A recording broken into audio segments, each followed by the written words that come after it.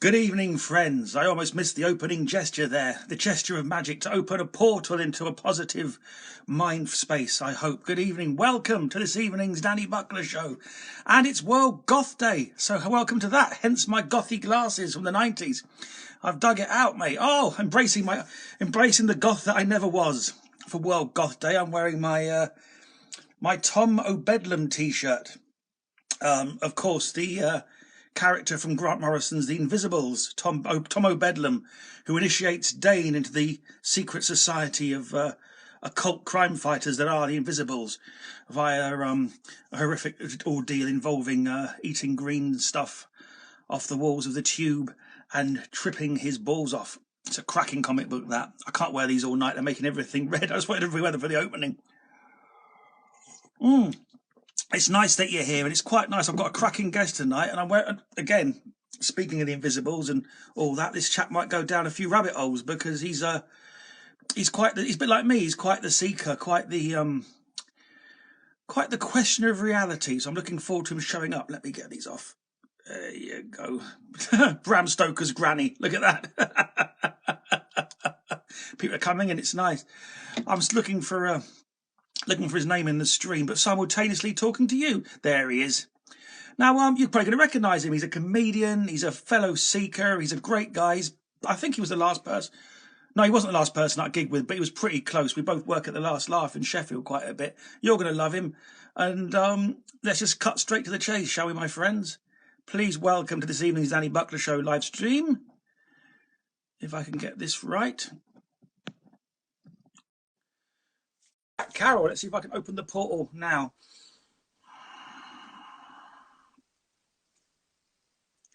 Just once to get that right. Just once to time it. So that when I do that, the guy appears. There you go. There we go. There, they did the trick. Jack Carroll looking at the world from a sideways angle, as always. Yes, indeed. That's what we call a fitting metaphor to start the show. Yeah, welcome, mate. Yeah. Your second gig of the evening as well. Your Flash. Indeed, yeah. I'm doubling up for the first time in about 3-ish months, which is a strange feeling. Yeah, rub it in, mate. Yeah. Lovely. How was it earlier? Was it good? Yeah, it was good. Frankie's an interesting. For those that don't know, I've got a charity podcast that I'm doing, and this week's guest was Frankie Boyle, and he's happy because he's frozen already. He changed from pessimistic comedian Frankie Boyle to cynical comedian Frankie. Oh. Issues with the Wi-Fi at Jack Carroll's end, I think. I don't know if you can hear me, Jack, but you've frozen my end.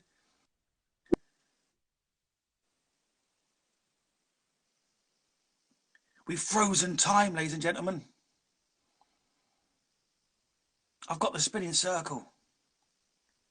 We might have to reconjure Jack in a minute. This is a new one for me. I'm not familiar with this. Has he frozen for you? Can someone let me know if he's frozen out there? Has he frozen on your phones as well? Someone give me a thumbs up if he's frozen on your phone as well. Oh, there you go. There we go. Is it me or you? It was you, mate. I was completely... Well, I don't know, actually. Oh, it was you. Someone's in the comments has come back in. We put the 50p in the meter for Jack. Yeah. That's it. Get closer to your router, son. Yes. Well, no, I'm in the same route. It's there. Okay. So I don't know what's going on, really. No idea. It's Instagram messing with us because we're talking about too much deep shit. Yeah. We're giving away too many occult secrets on this stream. That's what it is. Absolutely. Well, that's what you want for your Friday evening. Absolutely. So you were doing the show earlier? Yeah. So we had Frankie Boyle on. I don't know how much of that he caught, but I said he was happy because his Wikipedia had changed from pessimistic comedian Frankie Boyle to just cynical comedian Frankie Boyle. So he's happy that he's been viewed a bit more optimistically by people. Which he should be. He's a smart man, Frankie Boyle. Yeah, it's that thing of, we were talking about, it's that thing of, I'm sure, being a performer, you've had it as well. It's like, as soon as people box you in and get ownership over what you are, then they reduce you to this sort of binary thing. Mm. And I think that can be that sort of perception thing can be interesting, I suppose. He's very into his comic books as well. He's a good friend. I don't know if you saw before, Jack. I was talking a bit about Grant Morrison because I've got me Tomo Bedlam T-shirt on tonight. Oh, nice. World Goth Day. Yeah. And Frankie's good friends with Grant Morrison. Yes, he is good friends with Grant Morrison. Yeah, he is. They get together and talk about all sorts of mad shit up there in Glasgow. He's told me some good Grant Morrison stories, actually. I've always got this secret feeling in the back. One day he'll introduce me. It's going to happen. Well, I think like Grant Morrison's whole thing, isn't it? That if you put the vibes out there, then you will meet the people you wanna meet. Absolutely, find the others. Exactly, and the internet makes that a hell of a lot easier, doesn't it? To find people who are into what you're into. I think so. That's what I'm hoping is going to happen with this. I'm hoping that people are going to into what I talk about are going to find me, and I'll find them, and we'll form a kind of a get your own. You can carve out your own little bit of the garden, and it's quite a nice. That's a nice thing. So how you been? So you've been doing this podcast through the lockdown, eh? Yeah, I've been doing it every Friday. Been doing it every Friday for a charity local to me, and just having a chat with, well, much like you. Oh, he's frozen again. The lockdown's given us, isn't it? Really? This is going to be a night. We're gone again. You've gone again, but you're back now. I'm back. And now you're frozen again. This is going to be a night beset with problems. There we go. I'm back. Yeah. You're back. And he's gone again. This is like chatting with a Norman Collier routine. We'll wait. We'll wait for the portal to reopen. Or for someone to upgrade his phone. While we're waiting for Jack to unfreeze, if anyone's got any questions for him, do fire them up in the comments. I've got one eye on those. And I'll be looking back to them towards the end of the stream. Indeed, if the stream gets... He's have to rejoin. He's going to rejoin. Don't worry, I've got this covered on all fronts. I've got 2 phones going on here. This show is nothing if not prepared. Let's see if he comes back in. While he's waiting, how's your World Goth Day going? Fellow Goths. I was never a Goth. I wish I was. I wish I had the guts to have done it properly when I was at college. I'd have been a magnificent, the full...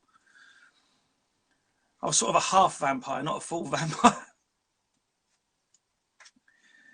Right, we might have to start this again. Bear with me, friends. If you're watching this on the replay, skip forward. Is he going to come back in? He's bound to.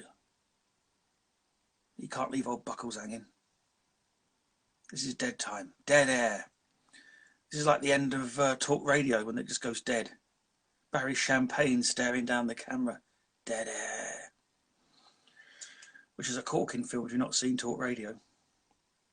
Part of the inspiration behind me doing this, I've got to be honest. This is like the late night illegal radio of the 60s. How's my day? Thank you for asking, Sierra Gypsy. It's been all right. It's been not been a bad day today. I've had a bit of a tough week. Oh, here we go. He's back. I'll tell you about it later, Sierra. Don't worry about that. Let's get Jack back in. Hopefully on a better signal. We're waiting. Let's see if I can time the trick right this time. Ladies and gentlemen. Now then, man, I think that should have sorted it because I didn't have my 4G turned on. So hopefully that will manage to compensate for any shortcomings in my Wi-Fi. We'll find out, mate. Let's hope. And if not, I'll just bang it straight on 4G so he can, because it gets a lot of bad press, doesn't it? The old 4 and 5G. It's getting a lot of bad press nowadays. 5G's getting a right unjust cyber kicking. It is, indeed. So that's why I'm here, to redress the balance on behalf of the 5G companies. But yeah, like I was saying, it's just lockdown. I think is a good chance to get together and have virtual chats with people that maybe, you know, sometimes we don't have time to be able to do that, and it's nice to have a chat. No, I'm enjoying it. I'm enjoying this part of it. I'm not. I mean, the Yeah, days are long, but I'm quite looking forward to the evenings when I get to come on here and do a bit of something.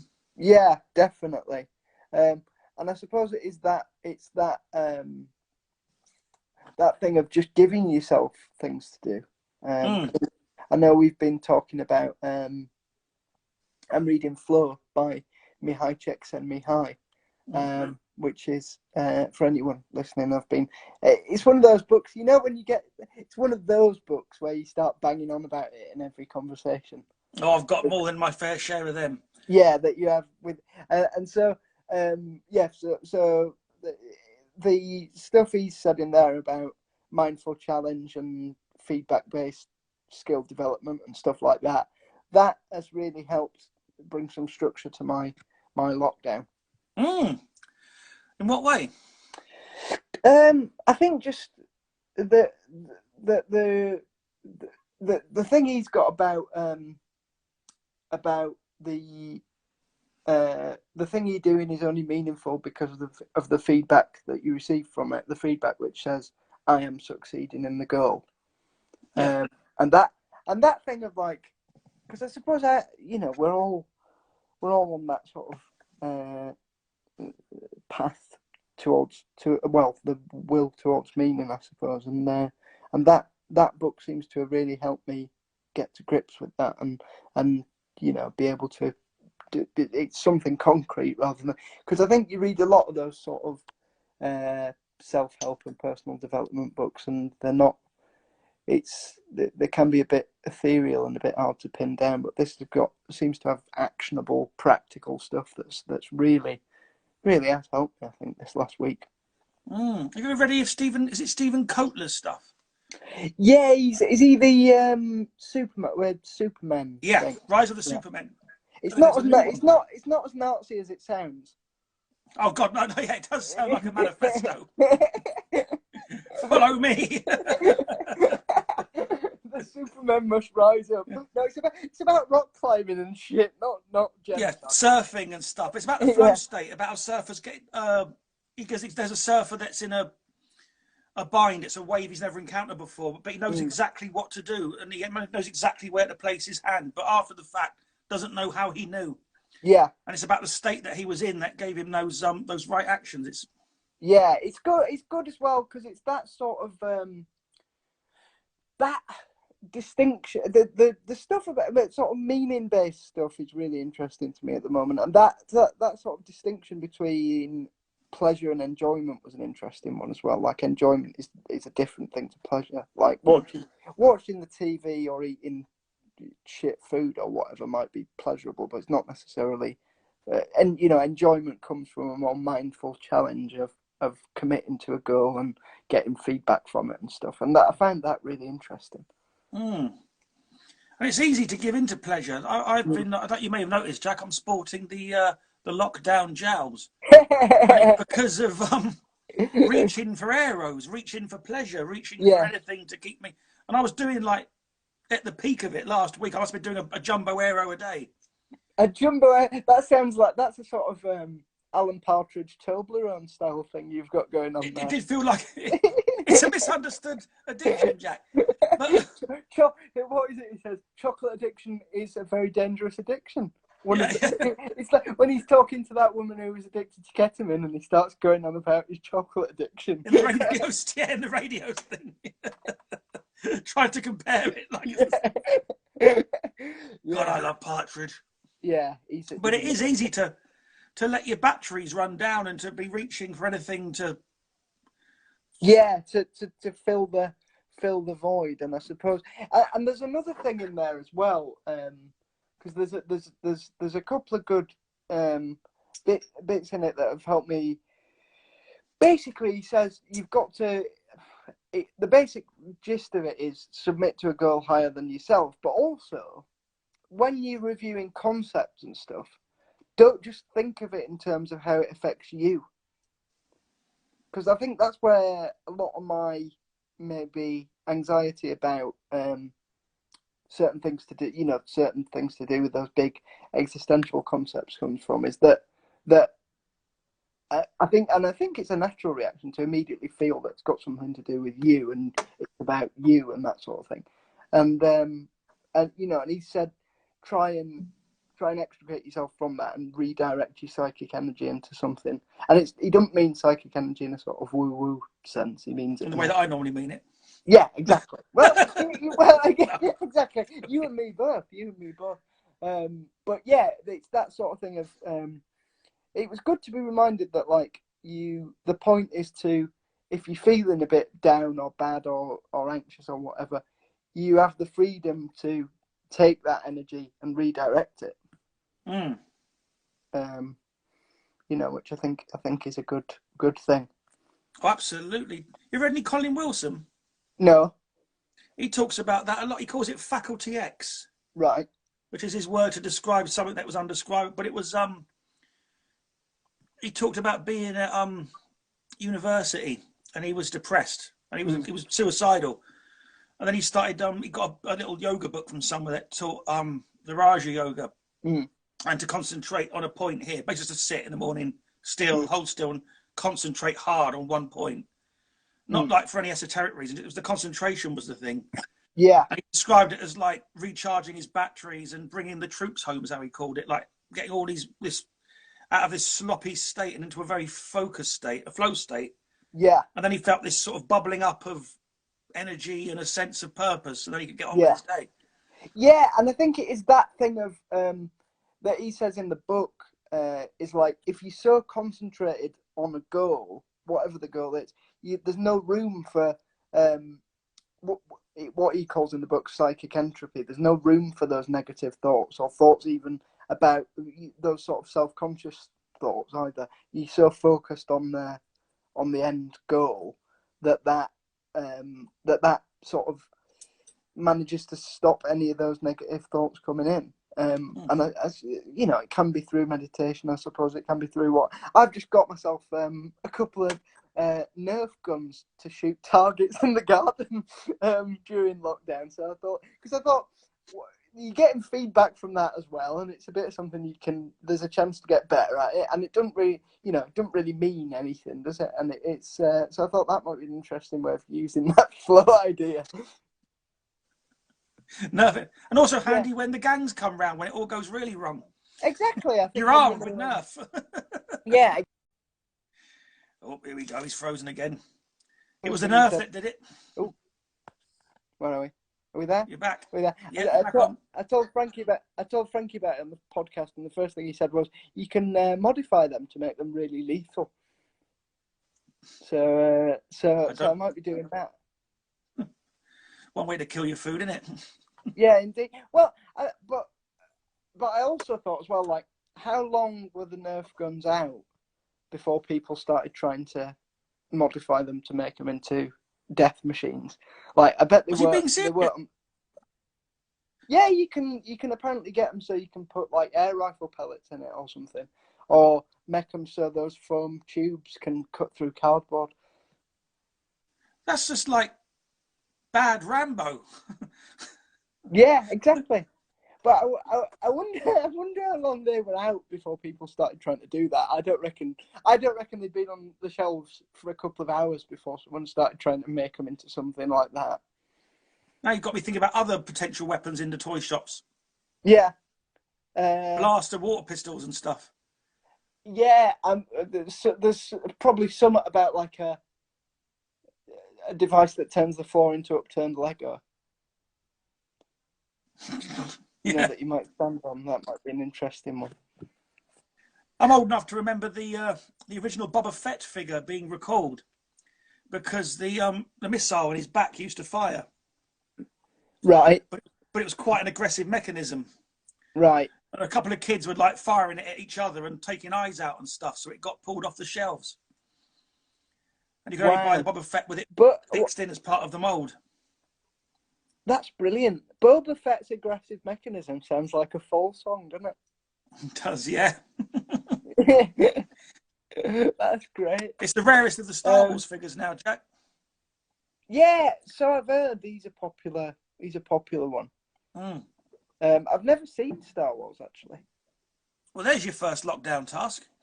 Yeah, I need to watch it. It's one of them, isn't it? Because it's all even that's all Joseph Campbell stuff, isn't it? Hero's Journey and that. Yeah, I'm actually.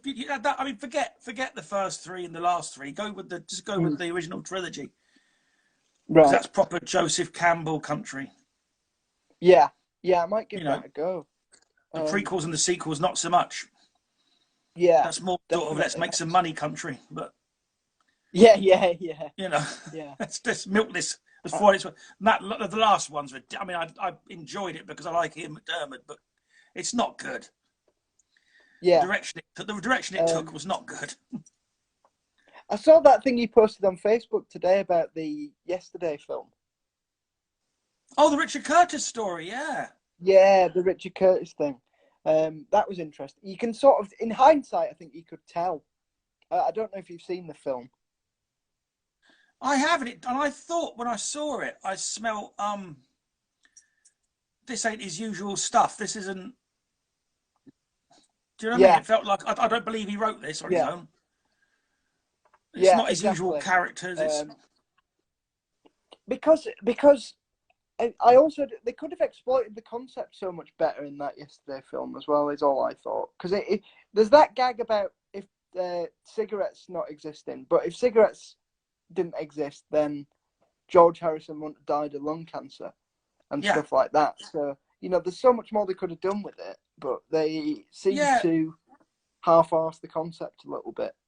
I'm reading that article. If you've not seen the article, it's a guy wrote a script called Cover Version, which Richard, and then it got given to Richard Curtis to adapt into this film Yesterday.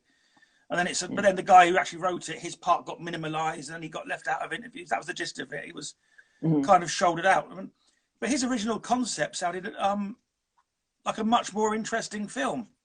Because in the original concept, Yeah, everyone forgets the Beatles. The guy's recording the Beatles songs, but he can't get anywhere with them which is because he's doing it that now. makes And that was a yeah, more that makes interesting more of premise a to point, me. doesn't it? Mm. Yeah, it does make more of a point. It does make more of a point. Yeah. So it was one of those that it started off okay, and you thought this is fun, but by the end,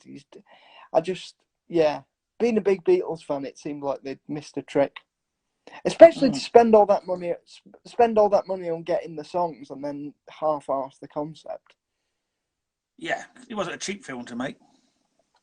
No, What do you indeed. think of the John Lennon scene? I thought it was weird. Because again, it would have been because in the original script that this guy had written, he was a fisherman in Liverpool. So because I didn't know why he was in Arizona or wherever the hell he was in Yesterday. Why would he if he'd in the ulterior universe, if he'd not gone in the bit, why would he move to Arizona to become a farmer? Yeah, he would still have been John Lennon with John Lennon's drives. Yeah, And John yeah. Lennon's, it would still have been something if he hadn't become, if it hadn't been the Beatles, it would have gone into something. Have you seen that thing that was on BBC Four? I think a few years ago about No, age or if John Lennon had left the Beatles in '61. And he's no, just like he's a really bitter sort of file clerk at a huge multinational corporation. So it's a bit like a sort of I guess what Pete Best must have gone through in real life. But yeah, but he's like getting on the bus to work at 8 a.m. and coming up with all these sort of acerbic Lennonisms, and then he's got to go to work, obviously. Yeah, it's good. It's an interesting one. So you're writing at the moment, Jack. How are you using your days? Yeah, I'm okay, man.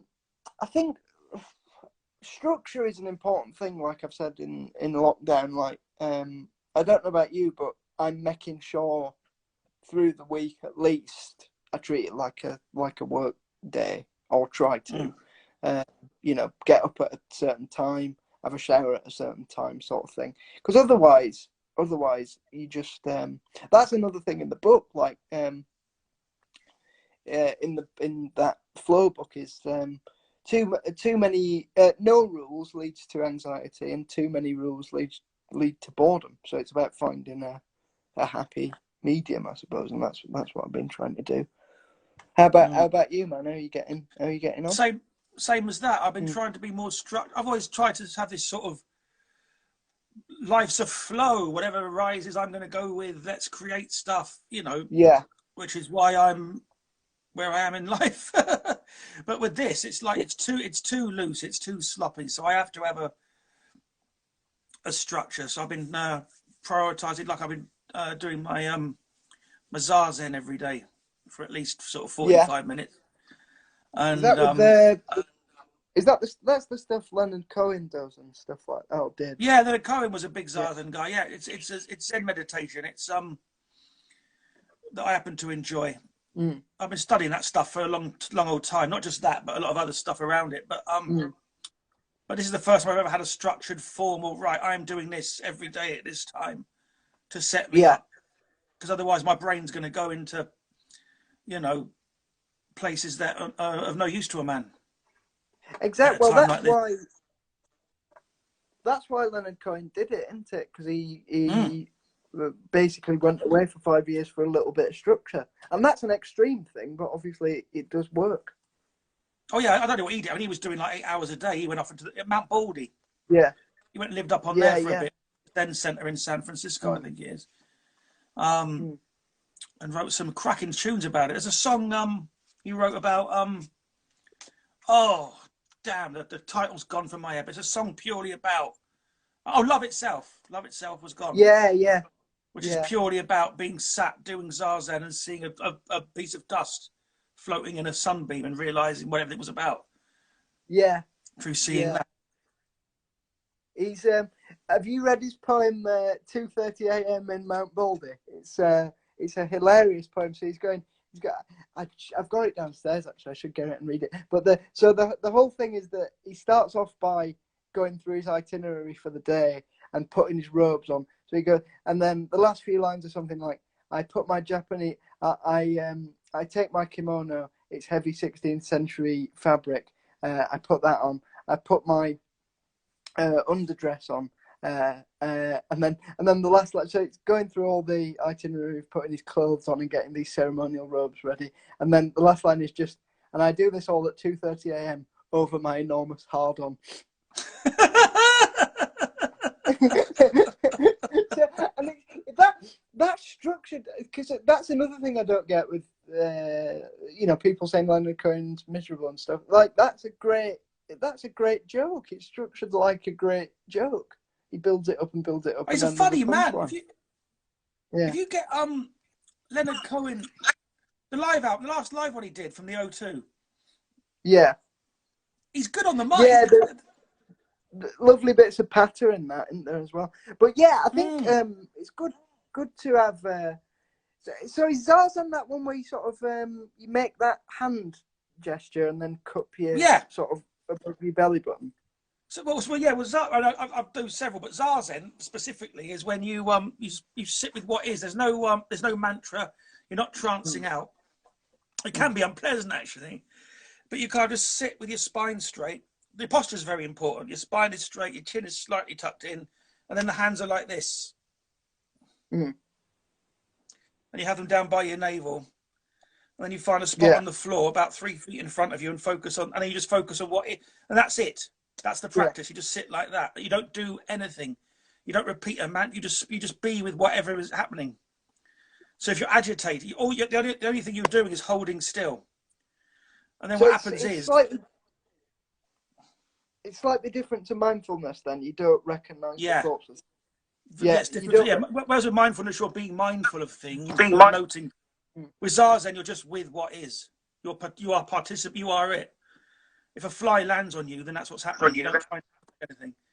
And then you suddenly become aware that you're not trying to get an altered state out of it either. But though they do occur, but they occur when they occur. You're not consciously trying to. With a mantra, you're consciously trying to calm down. With pranayama, you're consciously trying to. With zazen, you're just with what is.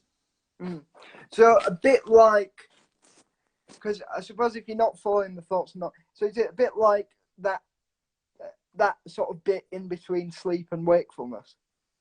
No, it's if that's where you're at, then that's what it is. It's whatever is. If you're awake, you're awake. If you're feeling cranky, you're cranky.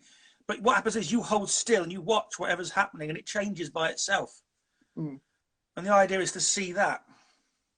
Right. Dogen so rather than watching that, you're an active participant in the experience, rather than going, "Oh, that's interesting. That I'm thinking that," sort of thing. Yeah.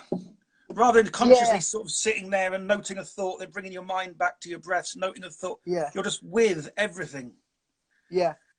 It was Shunraya Suzuki called it actually practicing enlightenment. While you're doing it, you are enlightened because you're actively practicing enlightenment. Was the idea. Yeah. There's a guy called Brad Warner, very interesting, talks about it a lot. Yeah. But, I find that because it's that Norm Macdonald's got that joke about they sat me down and said, "Be with your thoughts," and then he said, "And I was with my thoughts for 2 minutes, my racing hellish thoughts." Yeah. Whereas I suppose if you're an active participant in that, then with the zazen there must be some sense of agency over it, rather than a sort of passive thing of mindfulness. What happens is you start to realise that you aren't it. That you aren't thought. You have thoughts, but you aren't thoughts. You know. Yeah. So they become like someone gave me a beautiful metaphor for it. It's like being in your car driving along, and it's raining. So you're looking through your windshield, and the thoughts are like the raindrops on the windscreen. They're what's happening. Oh, that's lovely. We all. Yeah. You're they're happening, and you're also not you're not caught up in them. You disentangle yourself. You're also not but it happens by itself. You don't actively do it. All you do is hold the posture and be there. Yeah. It's a tricky one to. But it's one of those things that sort of goes beyond being able to verbalize it, I suppose, isn't it? It's one of them. Yeah, I mean, there's all the books I've got, and I've got hundreds of books on it. Are not worth 10 minutes of sitting and actually doing it, you know? Yeah, that's interesting. I think I did. I think I told you about it the other week not the last time we gigged, but the time before, that I went and did transcendental meditation. I don't know. I think I've come to the conclusion that people get relaxation, and this is, again, not to keep going on about it, but another message of flow. It's like, I think people get relaxation from different stuff, don't they? And get to a similar place through different stuff. So you don't necessarily need to sit with your eyes closed if that's not what is conducive to your state at that time. Absolutely. No, it's horses for course. There's that great Ramdas story about he's just done a beautiful lecture on meditation, on japa, with the mantra when you repeat the name of God and all this, and he's got the beads and the incense going, and he's held court for a couple of hours talking about it, and afterwards he's doing the book signings, and an old lady says to him, "I just want you to just say I know exactly what you were talking about." And Ramdas goes, "So you practice as well?" And she goes, "Oh, no, I crochet." That's what it was for her. Yeah. That's what it was for her. She found it in crochet. My friend Ben's a sleight of hand artist. He finds it fiddling with his playing cards. You know, he'll do that for hours and go into a state with that. Yeah, exactly. And with me, it might be Nerf guns. Who knows? And with you, it's firing Nerf guns at pigeons, by the sounds of things. Yeah, exactly. That's really interesting, though. I think it does all come back to this idea of like the activity in itself is so intrinsically rewarding that becomes its own enjoyment then. Yeah. And I think that's meditation. That's anything you really enjoy. Absolutely. Yeah. There we go. Yeah. So are you writing another film, Jack? Can you tell us about your film? I I was in a film. I did additional material on the film. I can't take credit for writing the whole thing because the director and the writer will kill me. But yeah, so I was in a film called Eaten by Lions, which came out last year. It's on the Amazon and Sky thing if you want to watch it in lockdown. But yeah, so I was in that. Few people in it: Johnny Vegas, Asim Chowdhury, Nitin Ganatra, a few people. He posted a Ramdas quote on Facebook the other day. Actually, that's funny. Who did? Nitin Ganatra. He played Masood in EastEnders. Oh yeah. But yeah, he posted a Ramdas quote on Facebook. But yeah, so I was in that, and it's about basically it's about two half brothers, one white and one Asian, and they found out that their dad dies, and they go to look for the Asian brother's real dad, and I play the white one, obviously. But yeah, so it's a road trip buddy comedy and set in Blackpool, and it was a lot of fun, man. It's a good watch if you're in lockdown. I think it'll be uplifting to people. Beautiful. So are you planning on doing more acting and stuff? Is that the way you want to go? Yeah, man. I mean, like, I suppose it's similar with you and magic. You know, there's these twin interests that I think everything helps everything else, doesn't it? Well, that's in my case, yeah. It's comedy and magic and a bit of writing, but yeah. So I don't really prioritize one over the other, really, because I think they all stretch slightly different muscles, but it's all part of the same. Say if you were sort of having to stretch various bits of your shoulder, but they're all part of your shoulder. You know, they're all muscles within your shoulder, sort of thing. And yeah, so I think it all helps one another, really, to build into something. But I wouldn't want to prioritize anything. You know, I've got this very, very real desire when this lockdown ends to do more of just different stuff.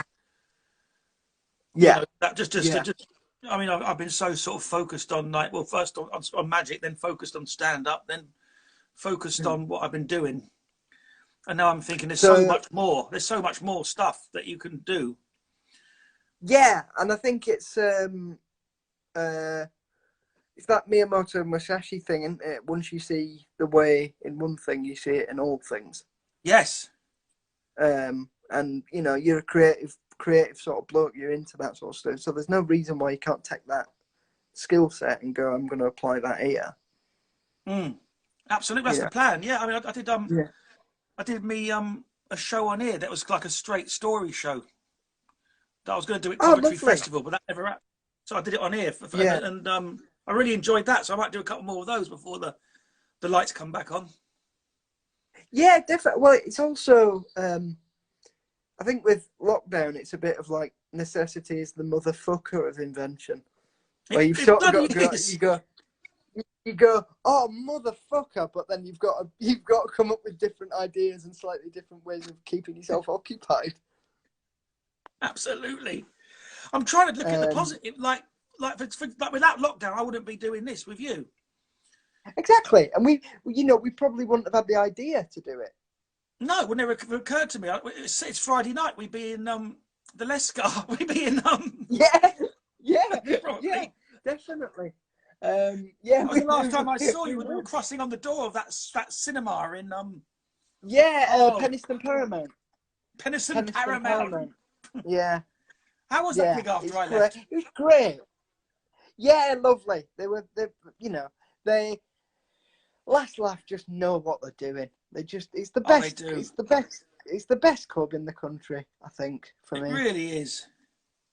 Yeah, I think really there's a few, but as far as what I think what me as an outsider not doing comedy, who wanted to do comedy as a young kid, thought playing a comedy club would be like. That is the about as close to the, the ideal comedy club as you can That get. and The Stand. I've not done The Stand actually. I haven't for a long time. I really want to. It was on my list of places to get back in with. Yeah. But because I've been in America, Jack. I've been doing bits and bobs and traveling a lot. But You've been I wanted doing to try and do. cruises and stuff, have you? I think Yeah, a bit of Disney, they're booking a lot more local acts now. I've heard, like Newcastle and Scotland. Well, they won't be booking any at the moment. But it's worth the journey for a couple of weekends a year just to do it because it's just bliss. It's like the perfect shape. Yeah. Yeah. I think how have you coped with them not being on stage? Have you missed it? Oh, like you would not believe. Yeah. Like you would not believe. That's another reason I'm doing it. It's in my DNA, you know. Yeah. And no one does it. No one does it. Stand-up comedy is not something. Well, some people do. We all know who the Hacks and the Snides are, but I don't. The ones that I don't do it for that. I do it to do it. If you know what I mean. Yeah. Exactly. I'm I think what I've missed is that sense of doing a job well done sort of thing. I don't really miss. Well, I don't really miss the ego hit because I do it because I'm good at it and I enjoy it, as I'm sure you do. You don't do it for the immediate sort of aren't I brilliant? So, and we do get those nights, but that's not the main, no, that's reason not the driver. It's nice. It's that. It is for some people as well. we know they are as well. Oh, we all know who, yeah. Yeah. But I suppose it is that sense of it's that sense of a job well done that maybe I'm having to find through other things at the moment. Yeah, the sort of satisfaction of not mean to keep banging about Zen balls, but when you hit I was talking about tennis actually in the comments, when you hit the perfect golf swing or you hit the perfect snooker shot, that moment when you hit the perfect moment on stage, that's all in flow, man. That's all in the book that I'm reading. It comes back to flow, yeah. And I can't get that. I mean, there's the flow state I get on stage, I can't get anywhere else. I don't know about you. Yeah, I think some nights it's there, but I think also there's a sort of, I don't know whether you'd call it slight weariness or whatever, but there's a focus on doing well at the task at hand rather than being lost in the sort of, I think it's much easier for me to get lost if I'm in the office writing or beavering away rather than if I'm on stage entertaining, because I'm, the task at hand is a bit more urgent when you're on stage. Well, I find that it depends on if it's a weekend club, I've got nerves because it's a bit more leery and a bit drunker and a bit more. I feel like I've got a job to do. These people have paid a lot of money for their Saturday night out, and and they need, maybe there's a stag over here and a thing over there, and I feel like I owe them. But in the smaller clubs where they're much more open and they're there for comedy rather than a night out, if you know what I mean. Yeah. And they give you a bit of breathing space and they give you a bit of time.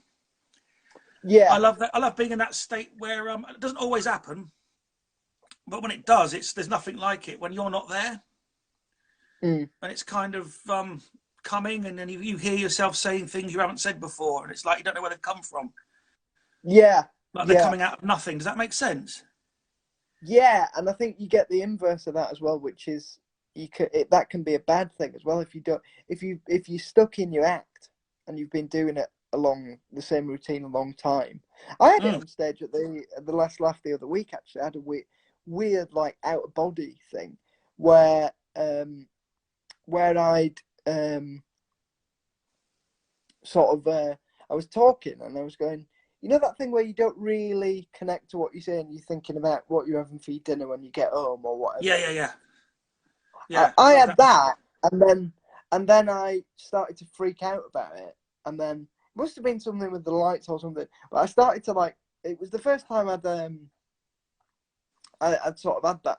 I've had it maybe once or twice on stage, but it was the first time I'd had it for years.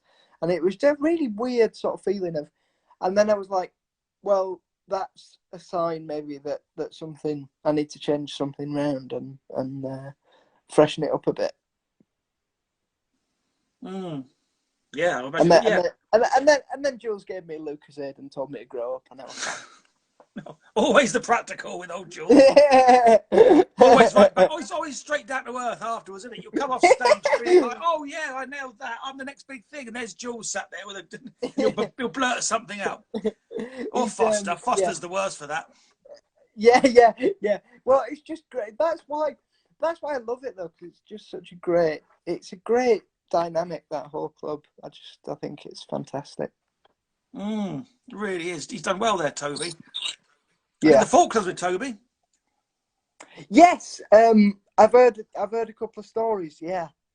Yeah, the famous one that I won't repeat here because you've got to come and see it live. But the famous story of the his accident on the way out. Yes, his little accident. That will live on in infamy. Yeah. We might go. It's frozen again.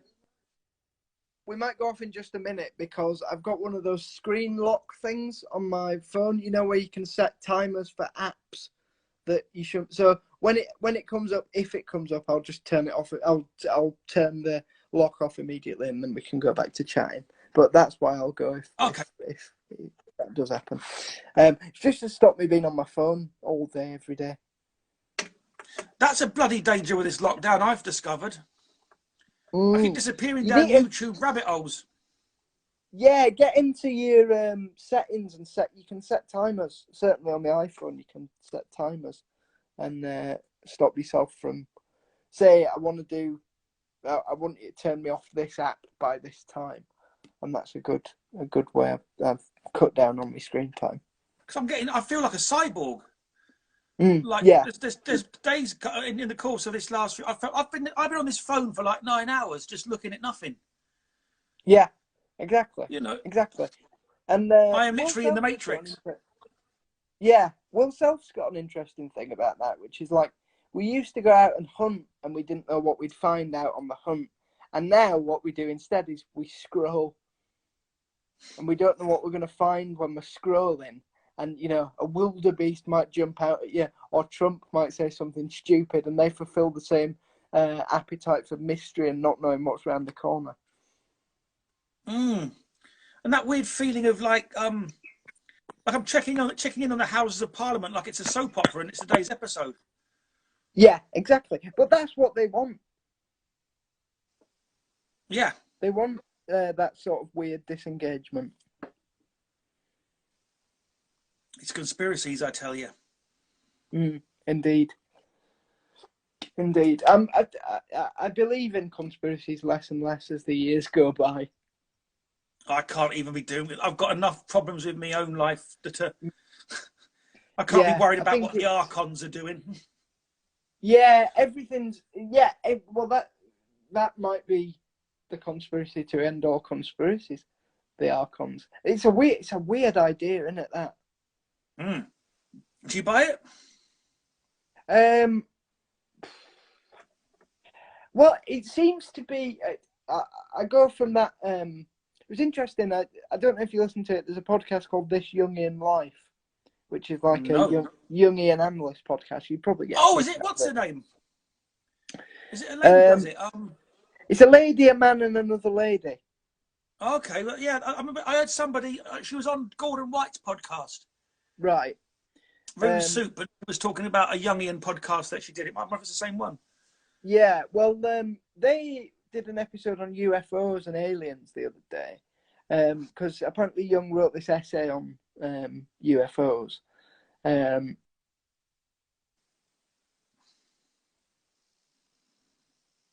Back that.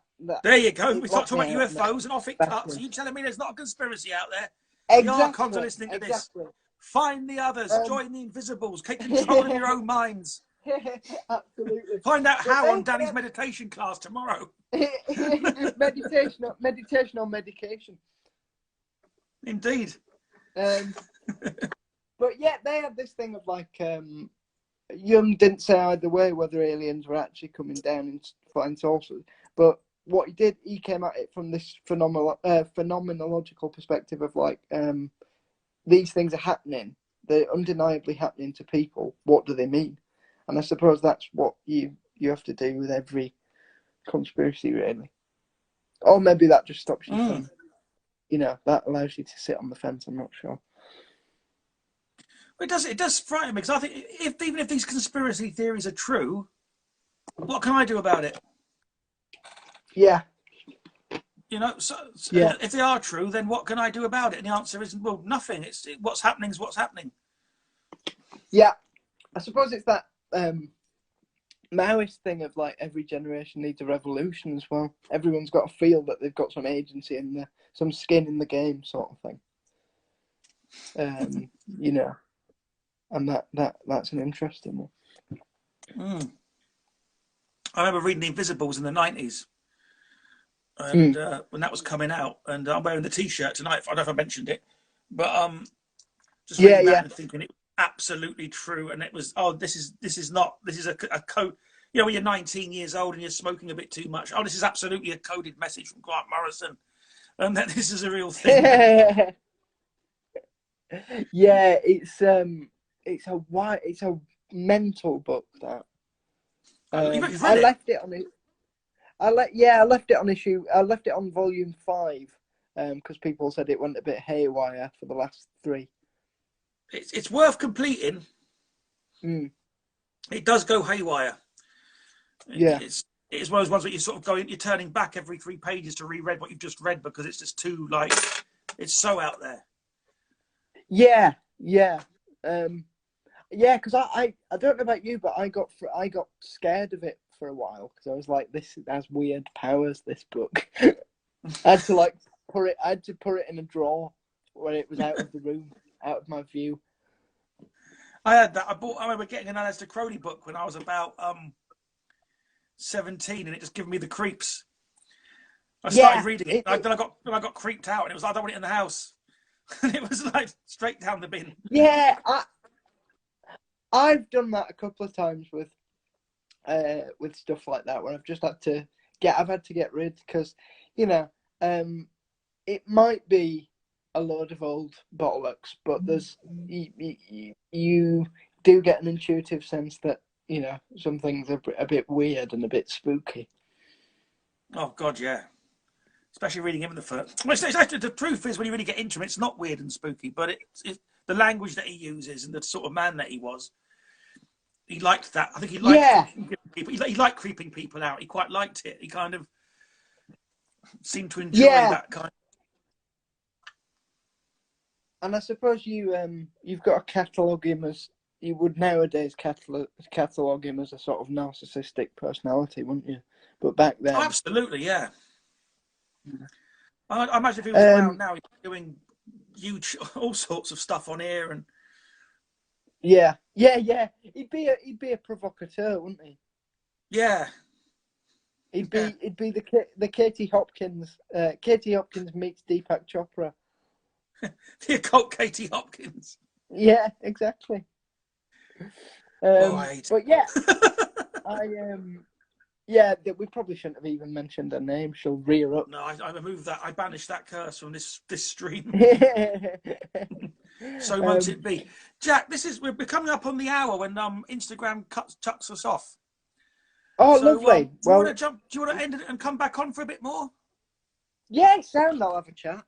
Sound, right? I'll do that then. I'll end this particular stream, and if you're enjoying it, jump straight back in. Yeah, and then, sweet. We'll go for another 15 minutes or so, and then that'll be sweet. Nice lovely. One. See you in a bit. See you in a bit. Okay, bye. So everyone who's watching this, jump back on my. I'll bang it on my Instagram story as well, so people can direct people over. Excellent. Back in 2 minutes. See you soon. Bye. Here we go. Right.